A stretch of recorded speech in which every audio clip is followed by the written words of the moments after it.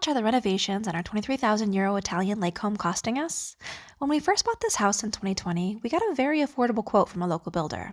At the time, the plan was to replace the roof, add in a skylight or two, and do all the necessary work with no extras. That meant replacing the upstairs floor, updating the electrics, fixing up the bathroom, and a door here and there. Nothing fancy, just the essentials on an old house that had been sitting empty for a few years.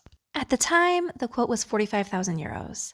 Sadly and unexpectedly, that local builder passed away not long after we were provided with this quote. By then, we were in the throes of the COVID pandemic, which stalled industry everywhere. By the time we got around to getting more quotes, COVID and the war in Ukraine had caused the cost of materials to skyrocket. On top of that, we just struggled to find builders who had availability.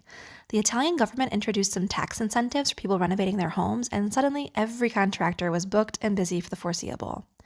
This was good news and bad news for us. As tax-paying residents of Italy, we could take advantage of these tax breaks, if we could ever find an available contractor. Long story short, we hired a fab architect who found us a great contractor, and things got started. Given the fact that we'd now be able to claim back about 50% of the costs via tax refunds over the next 10 years, we decided to add a few extras, more skylights, an extra bathroom, and a new window.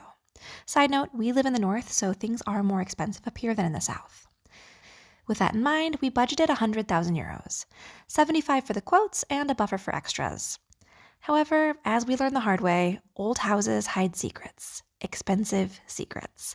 For example, after removing the plaster, we learned that every single window lintel was rotted and needed to be replaced. This means our $100K budget is not going to be enough.